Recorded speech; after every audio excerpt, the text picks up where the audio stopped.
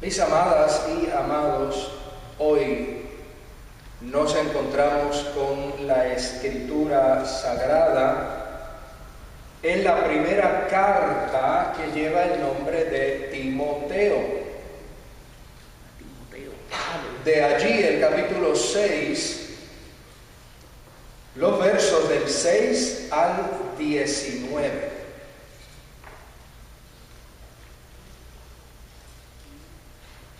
Y aprovechando la oportunidad, quiero recordar que cada semana, como parte del boletín, nosotros incluimos en la parte de atrás la lista de pasajes bíblicos asignados para esta semana.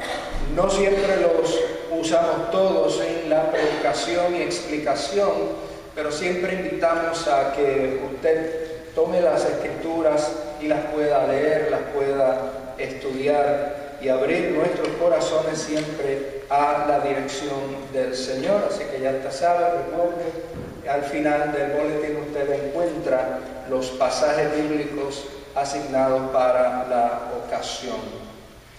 De la traducción de la Biblia Reina Valera Contemporánea, recibimos entonces la palabra de Dios contenida en Primera de Timoteo, capítulo 6, versos 6 al 19, en nombre de Dios Trino. Amén.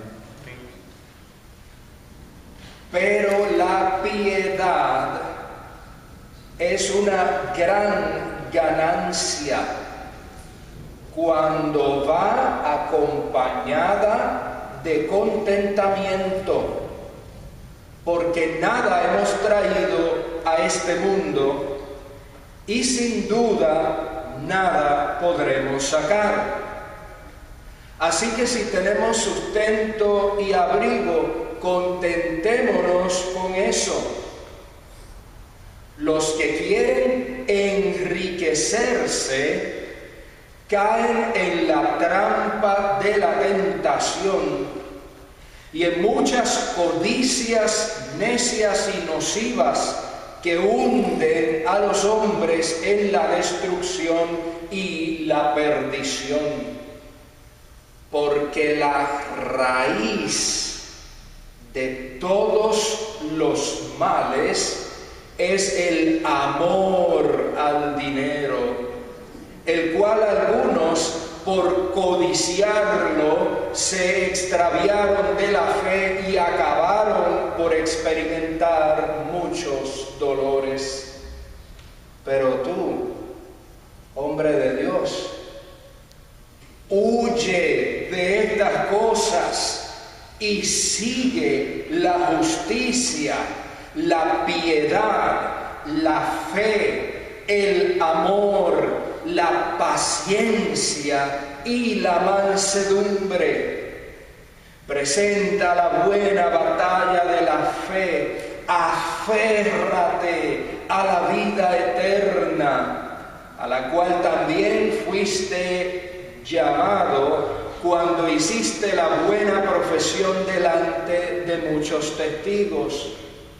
Delante de Dios, que da vida a todas las cosas, y de Jesucristo, que dio testimonio de la buena profesión delante de Poncio Pilato, te mando que mantengas el mandamiento inmaculado e irreprensible hasta la aparición de nuestro Señor Jesucristo, la cual a su debido tiempo mostrará el bienaventurado y solo soberano, Rey de reyes y Señor de señores, el único que es inmortal y que habita en la luz inaccesible, a quien ningún hombre ha visto ni puede ver, al cual sea la honra y el imperio sempiterno. Amén. A los ricos de este mundo, mándales que no sean altivos, ni pongan su esperanza en las riquezas, las cuales son inciertas, sino en el Dios vivo que nos da todas las cosas en abundancia para que las disfrutemos. Mándales que hagan el bien y que sean ricos en buenas obras, dadivosos y generosos, que atesoren para sí mismos un buen fundamento para el futuro, que se aferren a la vida eterna. Palabra de Dios.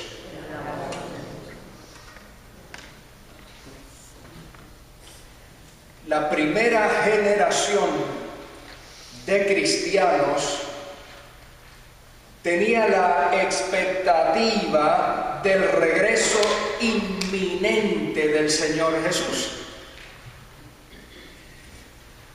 Estaban convencidos, estaban seguros de que Jesús regresaría surcando los cielos al poco tiempo de haberse ido. Pero pasó el tiempo y Jesús no regresó.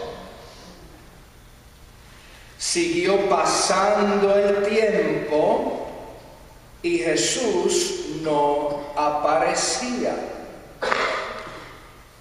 Continuó pasando el tiempo y aquellas y aquellos que fueron testigos oculares de su vida terrenal comenzaron a experimentar la muerte, ya fuera por causas naturales o como resultado de las constantes persecuciones que se multiplicaban a manos del liderato judaico y del gobierno imperial romano.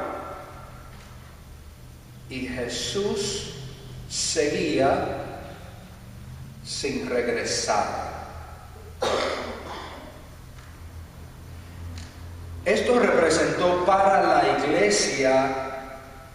la iglesia naciente, un doble reto. Por un lado, tendrían ellas y ellos que redefinir su entendimiento del tiempo del Señor.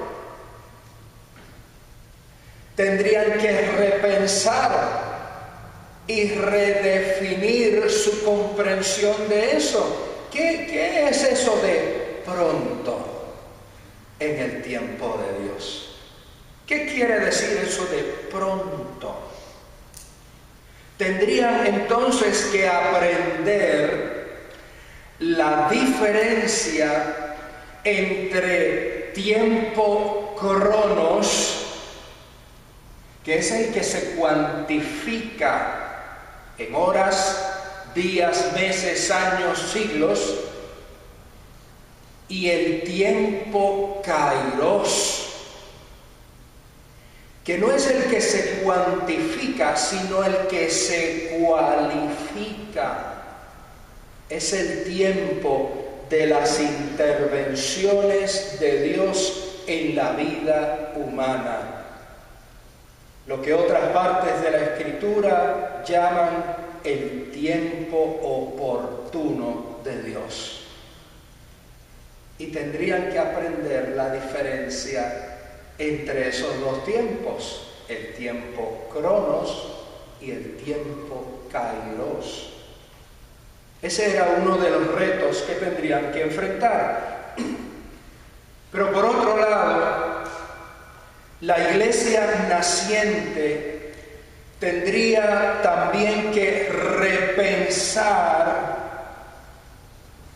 el qué hacer y cómo vivir la cotidianidad, o en el otro idioma, el day to day, en lo que se cumple el tiempo del regreso del Señor. Tendrían entonces que comenzar a dejar atrás los entendimientos y las teologías de escape, aquellas que consideraban que lo que se haga ahora no tiene tanta importancia, porque si ya mismo nos vamos de este mundo. Y tendrían entonces que empezar a sustituir esas ideas por un entendimiento práctico del reino de Dios en el aquí y en el ahora. El pasaje que principalmente inspira y guía nuestra reflexión para hoy proviene de una carta. Y esta carta forma parte de un grupo conocido como las cartas pastorales, por el marcado énfasis que tienen en los consejos dirigidos a orientar a quienes lideran la comunidad de fe.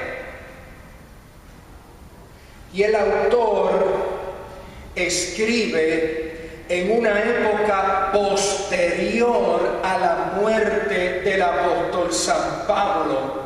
Sin embargo, escribe honrando el nombre del apóstol y transmitiendo el espíritu paulino a unas nuevas generaciones.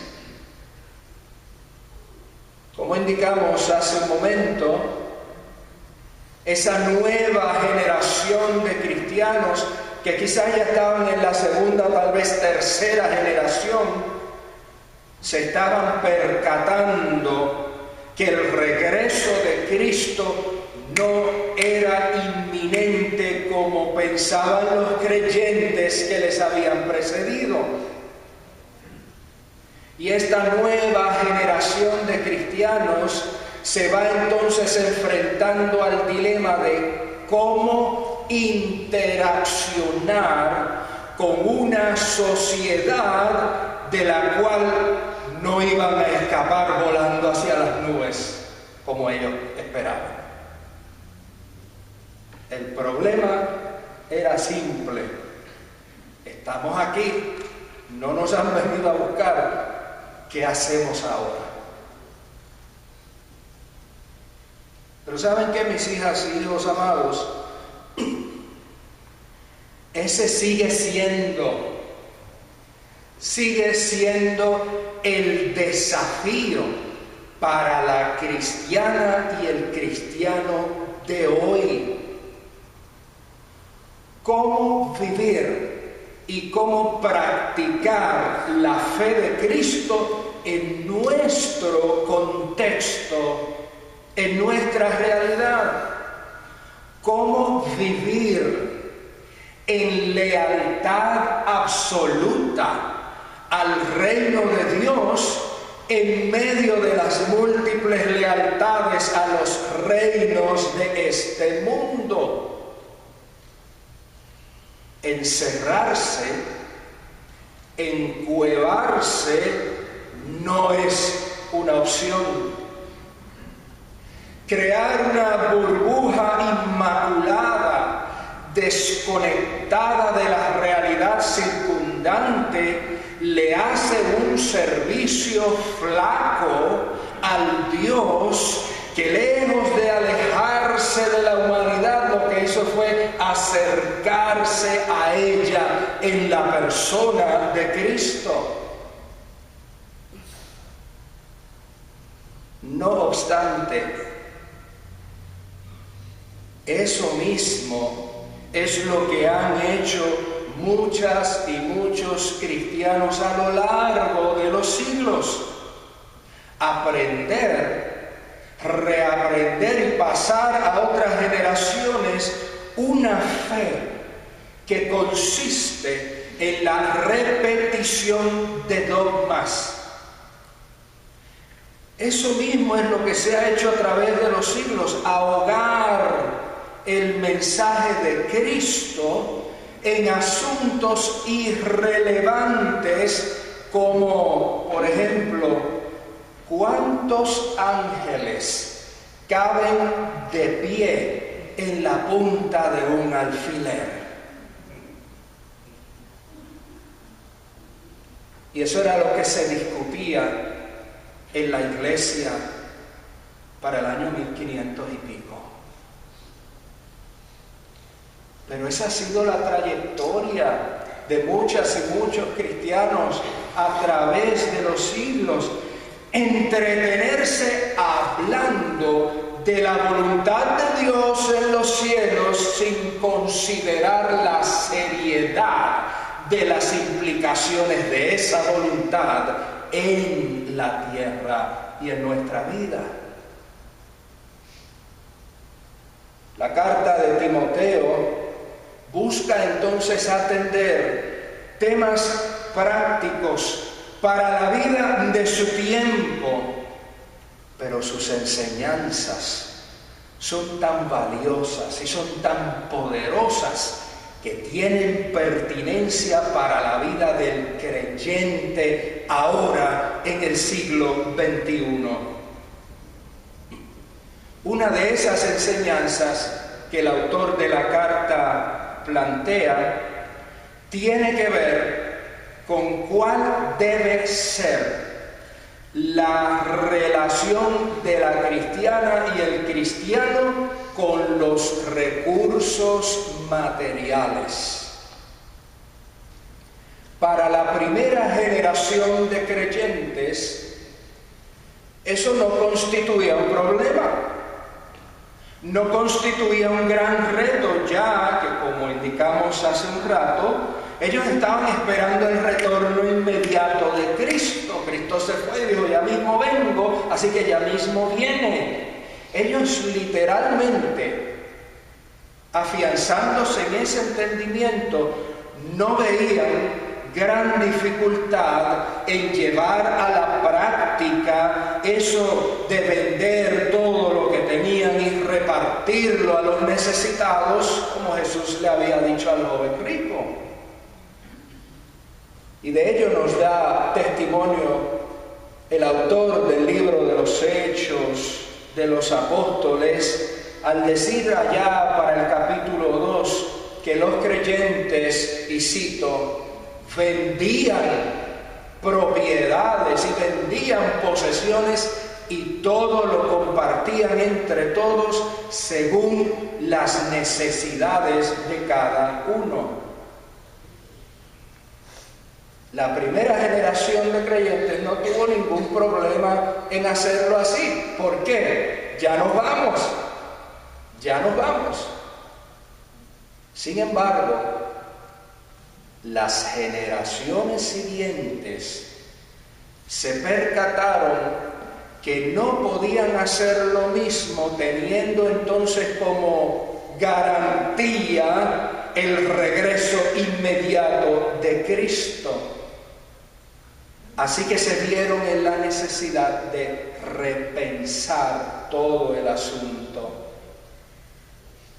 El autor de la carta a Timoteo, al momento de escribir, ya no tiene la expectativa de que los creyentes se deshagan de todo y se queden en la calle, pero comparte una advertencia y comparte una invitación. Una advertencia y una invitación. Y la advertencia queda resumida en la expresión del verso 10, la raíz de cuántos males. La raíz de algunos problemas es, ¿estoy leyendo bien? No, pues dígamelo, estás leyendo mal, porque no es eso lo que allí plantea. La raíz de todos los males es el amor al dinero. Es importante observar que el autor no dice que el dinero en sí mismo sea el problema.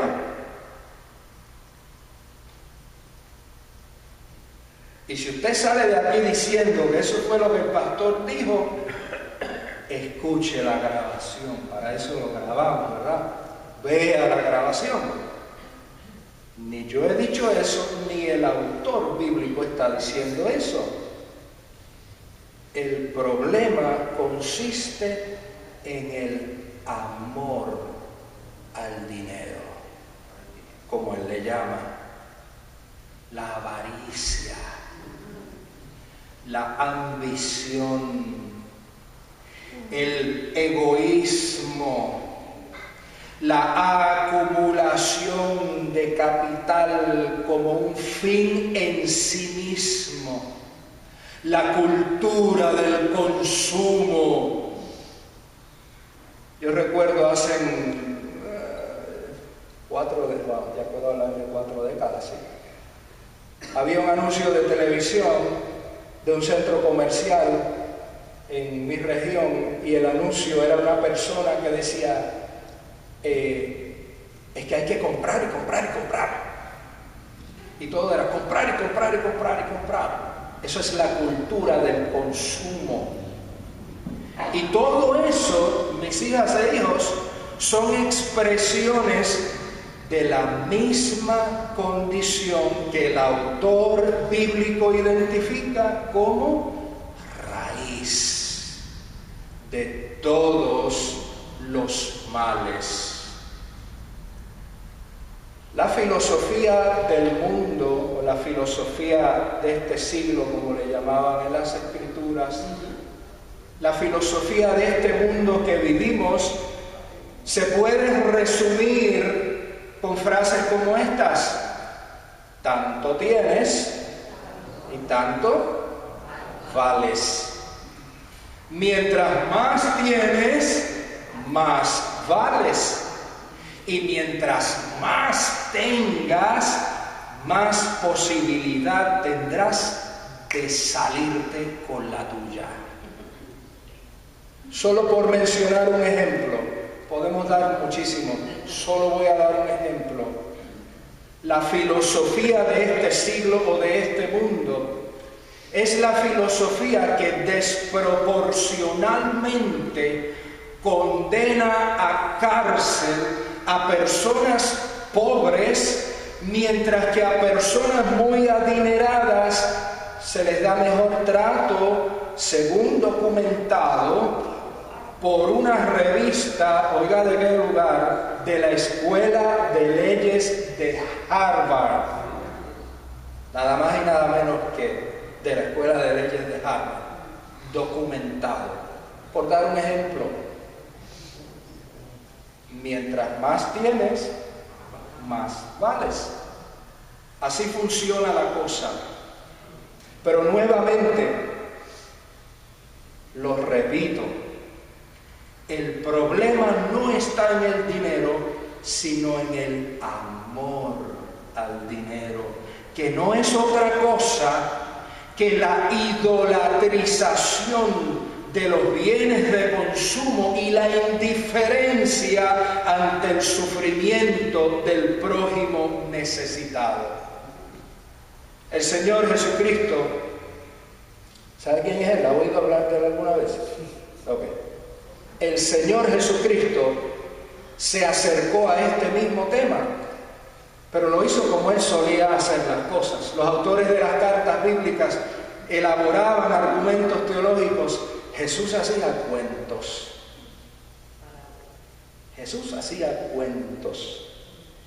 Y en una ocasión, por medio de una parábola, ¿verdad?, que es un cuento, Jesús dijo lo siguiente: había un hombre rico que se vestía con ropa fina y elegante y que todos los días ofrecía espléndidos banquetes. Había también un hombre pobre llamado Lázaro, que estaba lleno de llagas y que se sentaba al suelo a la puerta del rico. Y este pobre quería llenarse con lo que caía de la mesa del rico, y hasta los perros se acercaban para lamerle las llagas. Un día el pobre murió y los ángeles lo llevaron a sentarse a comer al lado de Abraham. Y el rico también murió y fue enterrado. Y mientras el rico sufría en el lugar donde van los muertos, levantó los ojos y vio de lejos a Abraham y a Lázaro sentado a su lado, y entonces gritó: Padre Abraham, ten lástima de mí, manda a Lázaro a que moje la punta de su dedo en agua y venga a refrescar mi lengua, porque estoy sufriendo mucho en este fuego. Pero Abraham le contestó: Hijo, acuérdate que en vida tú recibiste tu parte de bienes y Lázaro su parte de males. Ahora él recibe consuelo aquí y tú sufres. Aparte de esto, hay un gran abismo entre nosotros y ustedes, de modo que los que quieren pasar de aquí a allá no pueden, y ni de allá tampoco pueden pasar aquí. Y el rico dijo: Te suplico entonces, Abraham, que mandes a Lázaro a la casa de mi padre, donde tengo 5 hermanos, para que les llame la atención y así no vengan ellos también a este lugar de tormento. Abraham le dijo: Ellos ya tienen lo escrito por Moisés y los profetas, que les hagan caso. Y el rico contestó: Pero padre Abraham, eso no basta. Eso no basta, pero si un muerto resucita y se les aparece, ellos se convertirán. Pero Abraham le dijo: Oye bien, si no quieren hacerle, no es si no pueden, si no quieren hacer caso a Moisés y a los profetas, tampoco creerán, aunque algún muerto resucite. Y ahí se acabó el cuento. No es un cuento mío, ¿sabe? Es un cuento de Jesús, el Cristo. El problema del hombre rico en ese cuento, en esa parábola, no estaba en que tuviera dinero, no estaba en que tuviera posesiones, no estaba en que tuviera recursos. El problema de aquel hombre era su indiferencia ante la necesidad del prójimo. Tan prójimo que estaba a las puertas de su casa, o como dirían en mi barrio aguadillano, frente a sus narices, y el magnate decidió ignorarlo. En el espíritu de la enseñanza del Señor Jesús, el autor de la carta que hoy leemos entonces aconseja a Timoteo, y leo del verso 17 en adelante: A los ricos de este mundo, mándales. Wow, no dice sugiéreles, ¿verdad? Dice: mándales que no sean, ¿qué? altivos, ni que pongan su esperanza en las riquezas, las cuales son inciertas, sino ¿en quién? En el Dios vivo, que nos da todas las cosas en abundancia para que las disfrutemos. Mándales que hagan el bien y que sean ricos en buenas obras, que sean dadivosos y que sean generosos, que atesoren para sí mismos un buen fundamento para el futuro. Ojo con esto, que se aferren a la vida eterna. Que se aferren. Usted sabe lo que es aferrarse. No es cuando usted sujeta algo, es cuando usted se aferra.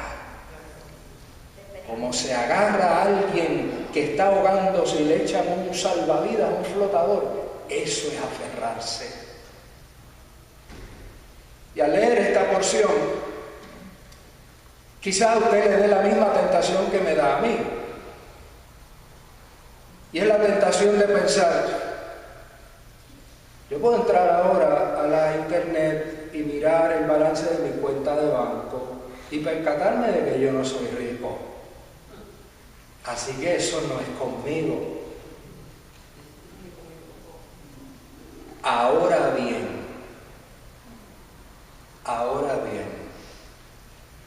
contemplando esas palabras de la carta a Timoteo, a la luz de las enseñanzas del Señor Jesucristo, podemos entonces percatarnos que la invitación que hace la carta, ¿verdad? Yo le hablaba de una advertencia y una invitación. Lo que leímos ahora mismo es la invitación.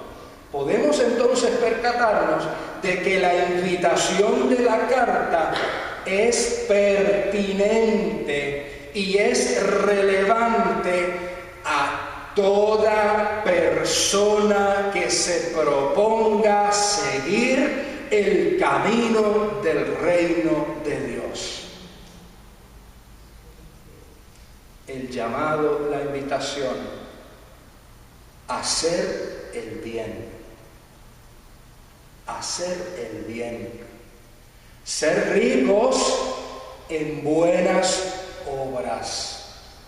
Ser dadivosos y ser generosos y aferrarse a la vida eterna.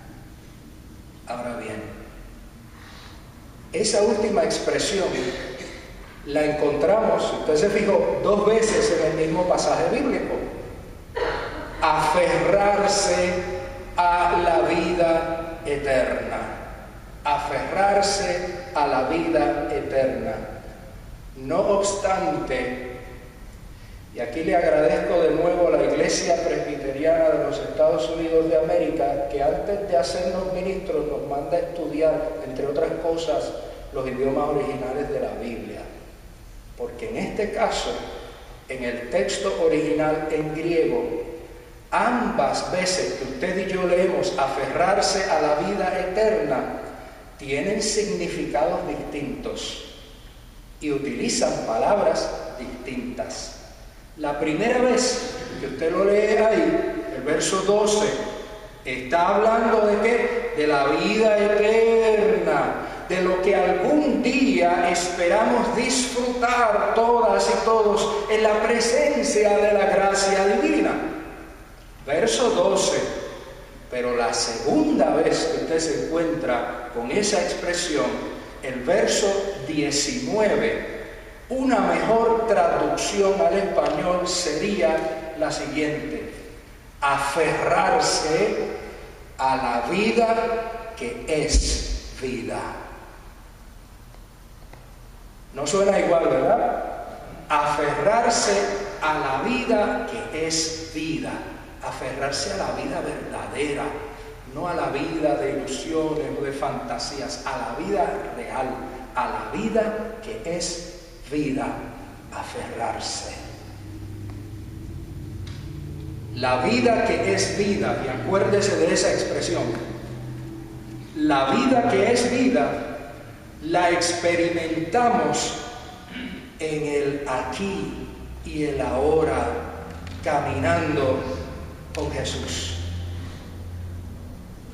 La vida que es vida, la conocemos cuando seguimos, como decía el autor de la carta, seguimos la justicia, la piedad, la fe, el amor, la paciencia, la mansedumbre. La vida que es vida, la disfrutamos cuando somos capaces de huir de la avaricia, renunciar a la mentalidad de consumo egocéntrico y abrirnos a la generosidad y compasión.